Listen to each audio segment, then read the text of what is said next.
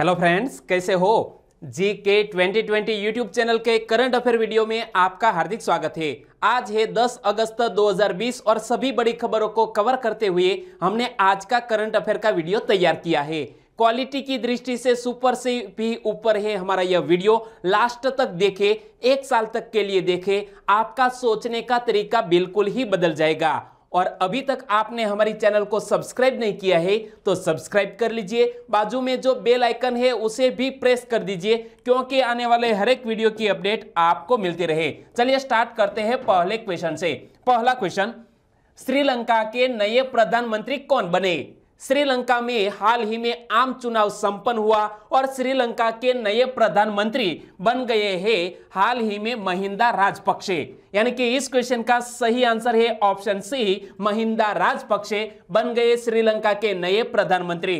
तो प्रधानमंत्री पद की शपथ किसने दिलाई। अपने छोटे भाई गोटाबया राजपक्षे, जो श्रीलंका के वर्तमान राष्ट्रपति हैं, उन्होंने अपने बड़े भाई को प्रधानमंत्री पद की शपथ दिलाई। इसलिए आपको याद रखना है महिंदा राजपक्षे, जो यहां आप इमेज में देख सकते हैं। महिंदा राजपक्षे बन गए हैं श्रीलंका के हाल ही में प्रधानमंत्री। तो देखो, 225 सदस्यीय संसद में एसएलएलपी ने अकेले 145 सीटें जीती और सहयोगी दलों के साथ कुल मिलाकर 150 सीटों पर जीत दर्ज की है।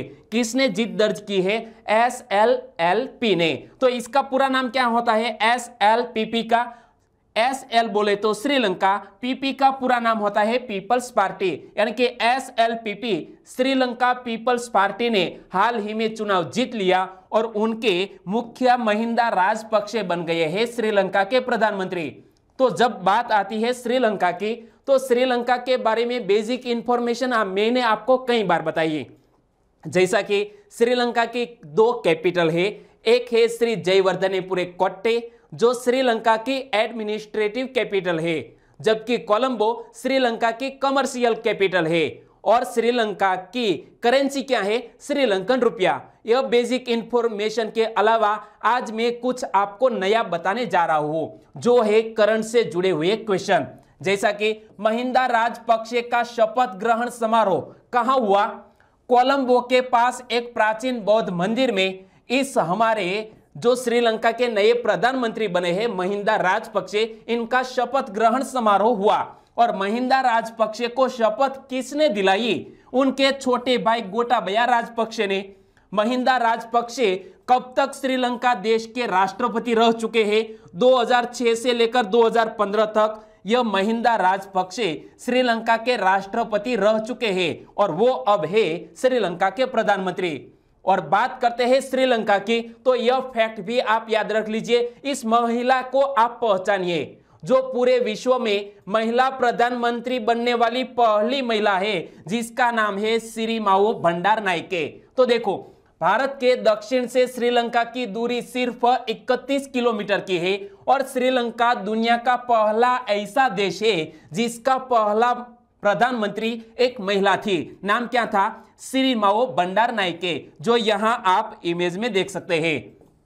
और श्रीलंका की बात करते हैं तो कुछ अन्य फैक्ट भी मैं आज आपको बताने जा रहा हूं कि श्रीलंका की राष्ट्रीय खेल की क्या बात करें तो वॉलीबॉल श्रीलंका का राष्ट्रीय खेल है, लेकिन सबसे ज्यादा लोकप्रिय खेल है वहां क्रिकेट। जिस तरह हमारे भारत देश में है, ठीक उसी तरह। और श्रीलंका 1996 में क्रिकेट वर्ल्ड कप जीत चुका था। यहां आप देख सकते हैं, जिस तरह हमने 2 बार जीता है, लेकिन श्रीलंका यह क्रिकेट विश्व कप जीतने वाला ऐसा देश जो पहली बार यानी कि एक बार ही अब तक जीत चुका है। तो दोस्तों, इसी तरह हर क्वेश्चन से जुड़े इंपॉर्टेंट फैक्ट मैं आपके सामने रखूंगा। हमारा यह तरीका आपको अच्छा लगता है, लाइक करना मत भूलिएगा। दूसरा क्वेश्चन है आपकी स्क्रीन पर।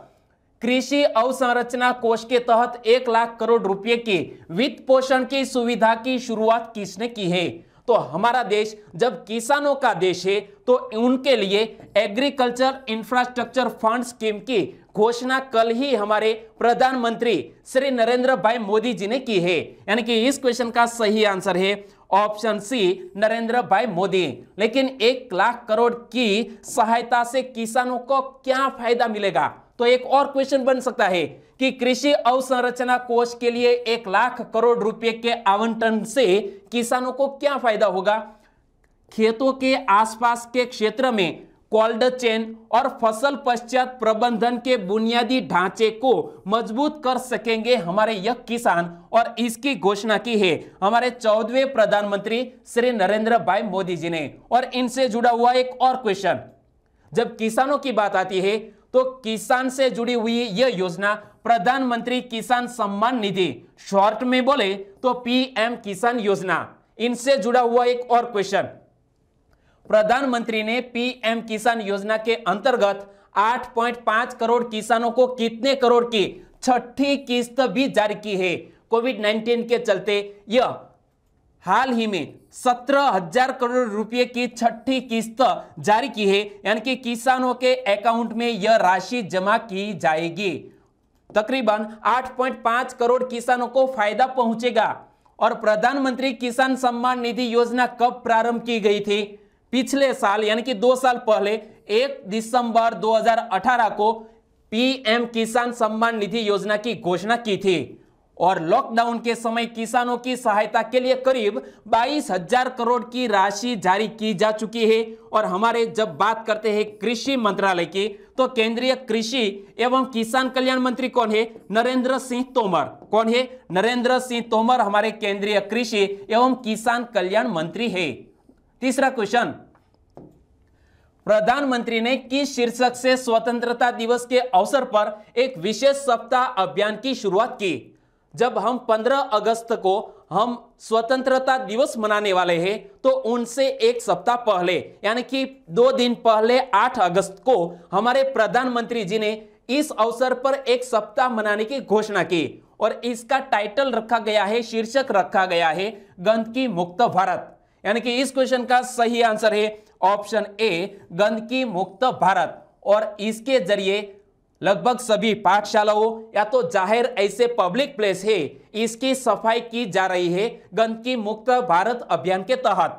क्योंकि गांधी बापू का भी एक सपना था कि हमारा भारत देश स्वच्छ बने। तो देखो, गंदगी मुक्त भारत विशेष सप्ताह अभियान में 15 अगस्त तक प्रत्येक दिन स्वच्छता को फिर से जन आंदोलन में तब्दील करने के लिए शहरी और ग्रामीण भारत में विशेष स्वच्छता पहल की जाएगी, यानी कि की जा चुकी है। यहां आप इमेज में देख सकते हैं, जो आंगनबाड़ी है, प्राइमरी विद्यालय है, इसकी साफ सफाई की जाएगी इस अभियान के तहत। लेकिन इसका शीर्षक है गंदगी मुक्त भारत। कब तक चलेगा? तो 8 अगस्त से लेकर 15 अगस्त 2020 तक चलेगा। और गंदगी मुक्त अभियान से और भी एक फैक्ट है कि राष्ट्रीय स्वच्छता केंद्र का उद्घाटन भी किया जाएगा। उनके बारे में भी मैं आपको क्वेश्चन बताऊंगा। गंदगी मुक्त भारत अभियान का शुभारंभ हाल ही में किया गया है 8 अगस्त 2020 को। और लगभग सभी गांवों में जिला कलेक्टर्स के नेतृत्व में ई रात्रि चौपाल में भी भाग लेने की बात कही है हमारे प्रधानमंत्री जी ने। चौथा क्वेश्चन, हाल ही में विश्व आदिवासी दिवस कब मनाया गया? विश्व आदिवासी दिवस हर साल मनाया जाता है 9 अगस्त को। यानी कि इस क्वेश्चन का सही आंसर है ऑप्शन सी, 9 अगस्त विश्व आदिवासी दिवस। तो यूनाइटेड नेशंस ने यह दिवस मनाने की घोषणा की थी। तो देखो, यूनाइटेड नेशंस ऑर्गेनाइजेशन ने आदिवासियों के भले के लिए एक कार्यदल गठित किया था, जिसकी बैठक में 9 अगस्त 1982 को हुई थी। उसी के बाद से यूनाइटेड नेशंस ऑर्गेनाइजेशन ने अपने सदस्य देशों को प्रति वर्ष 9 अगस्त को विश्व आदिवासी दिवस मनाने की घोषणा की। तो कब से मनाया जा रहा है? 9 अगस्त 1982 से यह दिवस मनाने की यूनाइटेड नेशंस ऑर्गेनाइजेशन ने घोषणा की थी। और जब कल ही यह विश्व आदिवासी दिवस मनाया गया है, तो भारत का क्या ताल्लुक है? क्या भारत से यह आदिवासी दिवस मनाए जाने का ताल्लुक है? बिल्कुल है, क्योंकि भारत की जनसंख्या का कितने प्रतिशत हिस्सा आदिवासियों का है? भारत में तकरीबन 10 करोड़ आबादी के लिहाज से बात करें तो 8.6% आबादी आदिवासियों की है। हमारे भारत में बहुत से ऐसे स्टेट है जहां बहुल आदिवासी है, छत्तीसगढ़, ओडिशा, गुजरात, राजस्थान से लेकर या पूर्वोत्तर राज्य में ज्यादा। और भारतीय संविधान में आदिवासियों के लिए किस पद का इस्तेमाल किया जाता है? तो अनुसूचित जनजाति पद का इस्तेमाल यानी कि हमारे कॉन्स्टिट्यूशन में भी अनुसूचित जनजाति शब्द का यूज करके आदिवासियों के लिए अलग प्रावधान किया गया है। पांचवा क्वेश्चन, प्रधानमंत्री द्वारा राष्ट्रीय स्वच्छता केंद्र की घोषणा पहली बार कब की गई थी? तकरीबन 3 साल पहले 2017 में हमारे प्रधानमंत्री ने यह राष्ट्रीय स्वच्छता केंद्र स्थापित करने की घोषणा की थी। और यह अवसर कौन सा था? तो गांधी जी के चंपारण सत्याग्रह के शताब्दी समारोह के अवसर पर, यानी कि चंपारण सत्याग्रह जो गांधी बाबू का सबसे पहला भारत में सत्याग्रह था, जिसका नाम था चंपारण सत्याग्रह। कब हुआ था? 1917 में। और तब हमारे प्रधानमंत्री ने 2017 में, जब यह 100 साल पूर्ण हुए चंपारण सत्याग्रह के, तब उन्होंने यह राष्ट्रीय स्वच्छता केंद्र की घोषणा की थी, जिसका हाल ही में उद्घाटन किया है। यानी कि इस क्वेश्चन का सही आंसर है ऑप्शन सी, चंपारण सत्याग्रह। तो देखो, महात्मा गांधी के चंपारण सत्याग्रह के शताब्दी समारोह के दौरान प्रधानमंत्री नरेंद्र भाई मोदी जी ने 10 अप्रैल 2017 को राष्ट्रीय स्वच्छता केंद्र की घोषणा की थी और अब बनकर यह राष्ट्रीय स्वच्छता केंद्र तैयार हो चुका है और इसका हाल ही में उद्घाटन किया है हमारे प्रधानमंत्री नरेंद्र भाई मोदी जी ने। और उस वक्त हमारे 2 केंद्रीय मंत्री भी यहां मौजूद थे। वर्चुअल तरीके से इसका आयोजन उद्घाटन किया गया है और यहां आप देख सकते हैं राष्ट्रीय स्वच्छता केंद्र, जिसका उद्घाटन करते हुए हमारे प्राइम मिनिस्टर। तो स्वच्छता केंद्र के एक हॉल में एक अद्वितीय 360 अंश ऑडियो विजुअल इमर्सिव शो का अनुभव प्राप्त कर सकते हैं। यानी कि बहुत ही अच्छी तरह से यहां वर्चुअल तरीके से आपको बहुत ही इस तरह का एक खंड तैयार किया गया है, जहां आप ऑडियो विजुअल एक्सपीरियंस कर सकते हैं। और जब उद्घाटन किया है हमारे प्रधानमंत्री ने, तो उस वक्त हमारे केंद्रीय जल शक्ति मंत्री भी यहां मौजूद है। वो कौन है? गजेंद्र सिंह शेखावत। और केंद्रीय जल शक्ति राज्य मंत्री भी यहां है, वो है रतन लाल कटारिया।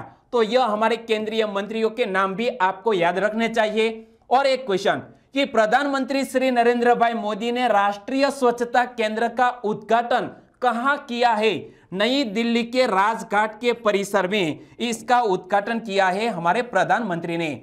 और जब यह उद्घाटन किया गया है चंपारण सत्याग्रह से जुड़ी इस घटना के लिए, तो चंपारण सत्याग्रह के बारे में भी मैं आपको कुछ बात बता दूं, क्योंकि क्लास 1-2 चाहे यूपीएससी एग्जाम हो या स्टेट पब्लिक सर्विस कमीशन, तो उनमें भी चंपारण सत्याग्रह से जुड़े बहुत से क्वेश्चन पूछ लिए जा सकते हैं।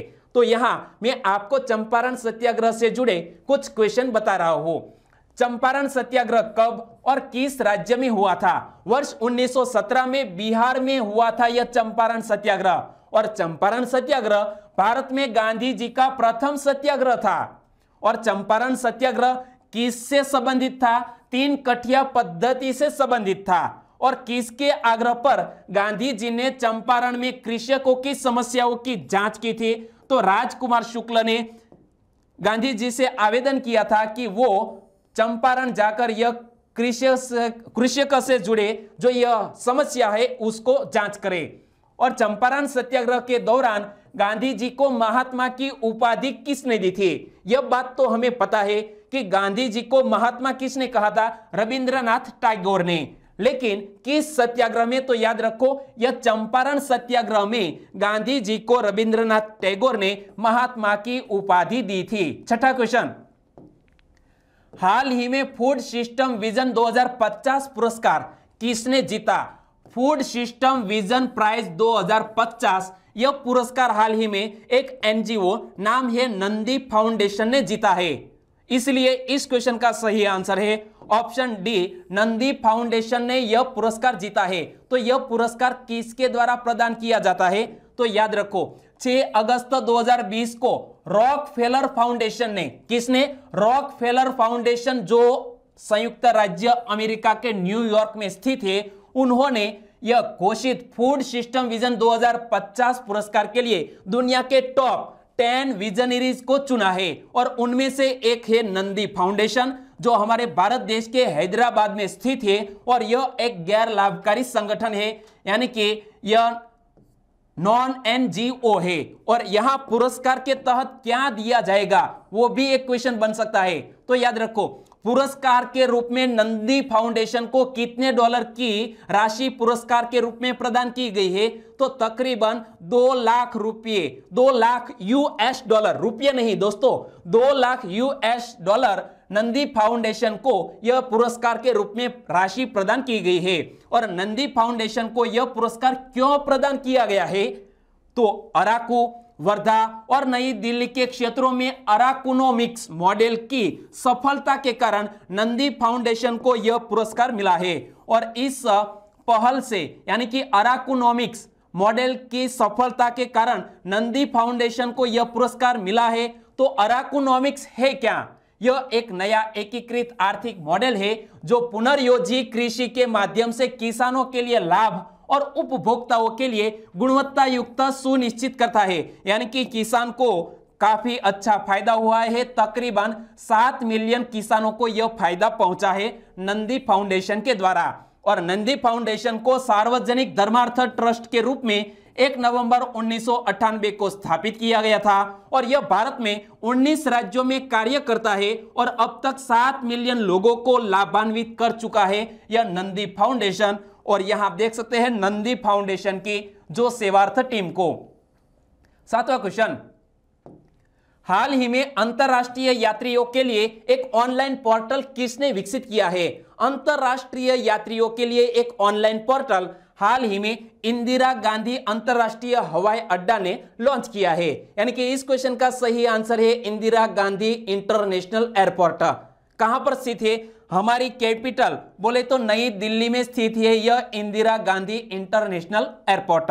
तो देखो, अंतरराष्ट्रीय यात्रियों के लिए एक ऑनलाइन प्लेटफॉर्म और यह पोर्टल देश में आने वाले यात्रियों को अनिवार्य रूप से स्व घोषणा पत्र भरने और पात्र यात्रियों को आवश्यक प्रशासनिक आइसोलेशन से छूट हेतु ऑनलाइन आवेदन की सुविधा प्रदान करेगा।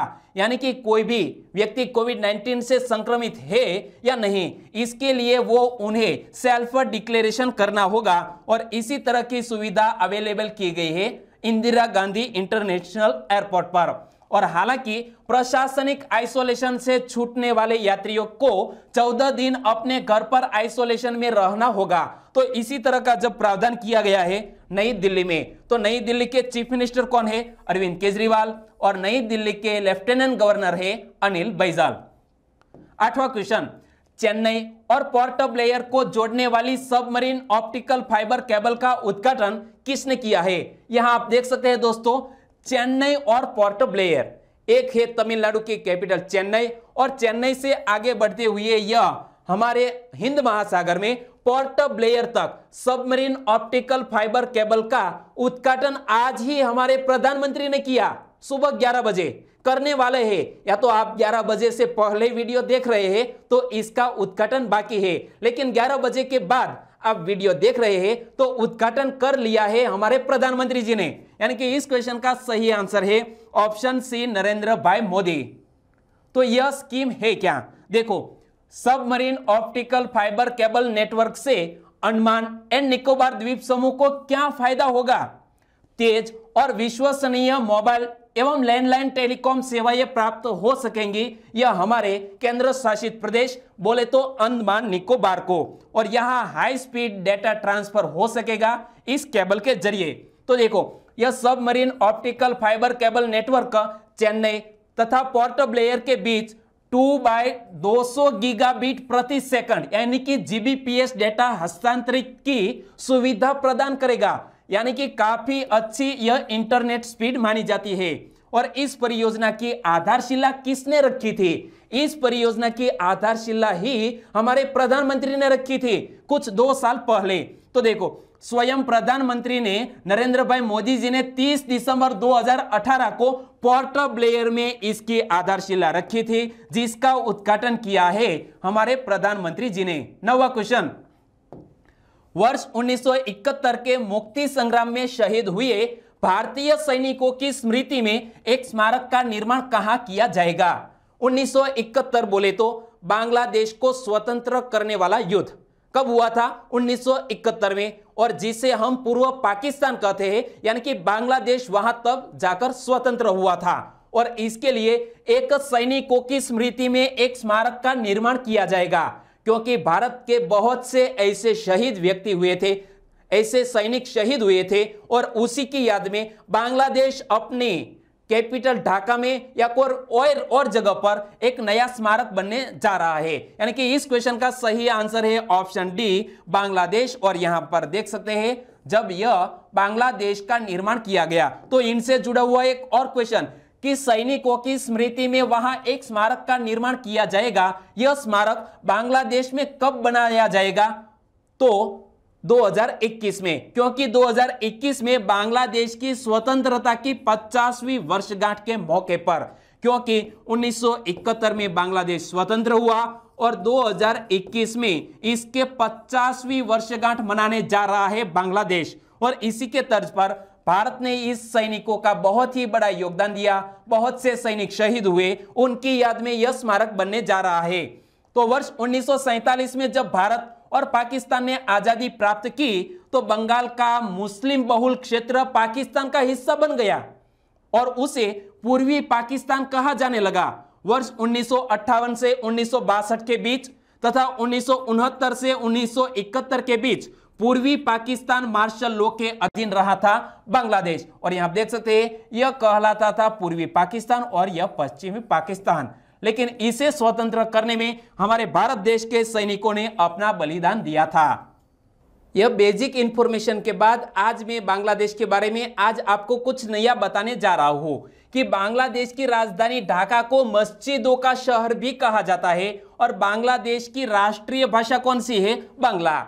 और रॉयल बंगाल टाइगर बांग्लादेश का राष्ट्रीय प्राणी है और बंगाल की खाड़ी पूरी दुनिया की सबसे बड़ी खाड़ी है। तो यह हमारे बांग्लादेश से जुड़े कुछ फैक्ट आपको याद रख लेने चाहिए। 10वां क्वेश्चन, हाल ही में कोविड-19 रोगियों के इलाज के लिए कॉर्ड ब्लड का इस्तेमाल करने की घोषणा किसने की है? तो जिस तरह हम प्लाज्मा थेरेपी का यूज करते हैं, उसी तरह एक नई पैटर्न है कॉर्ड ब्लड, जो हमारे रक्त में यह पाया जाता है। तो कॉर्ड ब्लड का इस्तेमाल करके कोविड-19 के जो रोगी है उनके लिए यह हेल्प रूप हो सकता है और कॉर्ड ब्लड को लंबी अवधि तक के लिए संग्रहित किया जा सकता है। और कोविड-19 से कोई भी संक्रमित व्यक्ति है तो कॉर्ड ब्लड के इस्तेमाल से इसको ठीक किया जा सकता है। और इसकी घोषणा की है हाल ही में ममता बनर्जी ने। और ममता बनर्जी बोले तो पश्चिम बंगाल की वर्तमान चीफ मिनिस्टर कौन है? ममता बनर्जी। और पश्चिम बंगाल की बात आए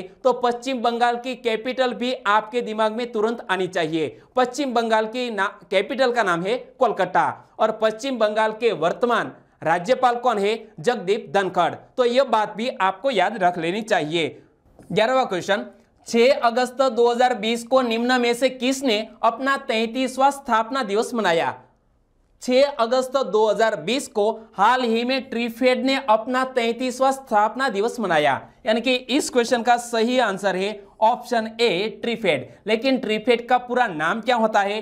ट्रीफेड का पूरा नाम है tribal cooperative marketing development federation of India. Hindi में कहे तो भारतीय जनजातीय सहकारी विपणन विकास परिसंघ। उन्होंने अपना 33वां स्थापना दिवस मनाया।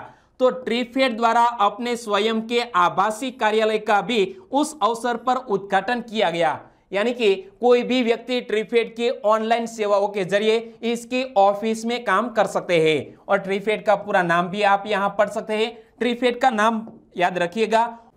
और यह ट्रीफेड है वो वन उत्पादों को अच्छे दामों में बेचने के लिए, बिक्री करने के लिए वन आदिवासी समुदाय की हेल्प करता है। तो ट्रीफेड का गठन कब किया गया? वर्ष 1987 में। और ट्रीफेड का मुख्यालय कहां पर स्थित है? हमारी कैपिटल नई दिल्ली में। और ट्रीफेड द्वारा वन धन योजना के तहत उत्पाद को बढ़ाने के लिए वन धन इंटर्नशिप कार्यक्रम का भी आयोजन किया जाता है। और अब बात करते हैं 12वें क्वेश्चन की। हाल ही में दिल्ली इलेक्ट्रिक वाहन नीति किसने लॉन्च की? दिल्ली इलेक्ट्रिक वाहन नीति दिल्ली के मुख्यमंत्री ऐसे अरविंद केजरीवाल ने लॉन्च की है। यानी कि इस क्वेश्चन का सही आंसर है अरविंद केजरीवाल। और इलेक्ट्रिक वाहन नीति से दिल्ली को क्या फायदा पहुंचेगा? तो आपको भी पता है कि विश्व से सबसे प्रदूषित शहरों में यह नई दिल्ली की गणना की जाती है। तो यह इलेक्ट्रिक वाहन नीति के जरिए दिल्ली का जो हवामान है वो भी साफ सुथरा बनेगा।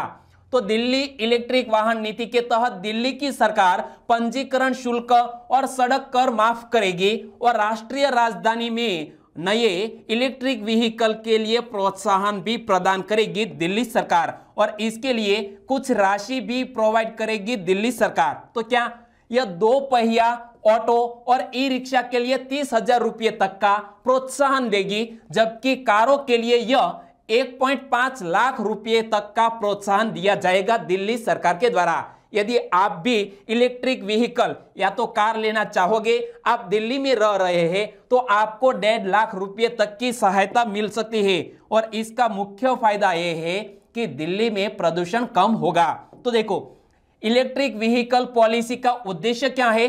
2024 तक, कब तक? 2024 तक 25% इलेक्ट्रिक वाहनों को दिल्ली की सड़कों पर उतारना लक्ष्य तय किया है दिल्ली के यह अरविंद केजरीवाल ने। जो वर्तमान में राष्ट्रीय राजधानी में केवल कितने प्रतिशत ऐसे व्हीकल है जो इलेक्ट्रिक है, यह आंकड़ा बहुत ही छोटा है, 0.29%। लेकिन 2024 में लक्ष्य रखा है 25% ऐसे व्हीकल जो दिल्ली में हो वो इलेक्ट्रिक होने चाहिए, और इसके लिए 3 किलोमीटर के अंतर पर इस तरह के इलेक्ट्रिक चार्जिंग स्टेशन भी लगाए जाएंगे।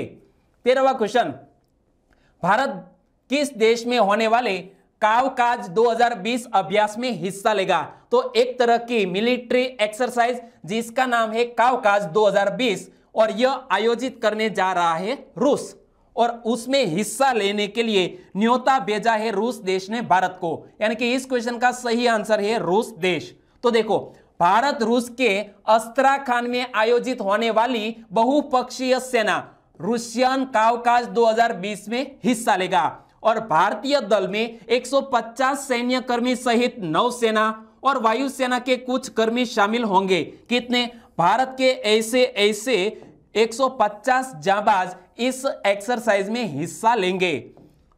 और कावकाज 2020 में हिस्सा लेने का निमंत्रण चीन, ईरान, पाकिस्तान और तुर्की सहित अन्य मध्य एशियाई गणराज्य जो शंघाई कोऑपरेशन ऑर्गेनाइजेशन के सदस्य देश है, उनके अलावा 18 देशों को यह न्योता भेजा गया है, और भारत भी इस एक्सरसाइज का हिस्सा बनेगा। और जब बात करते हैं हम रूस देश की, तो रूस की कैपिटल का नाम क्या है? मॉस्को। रूस की वर्तमान राष्ट्रपति कौन है? व्लादिमीर पुतिन रूस के वर्तमान राष्ट्रपति। और रूस के प्रधानमंत्री कौन है?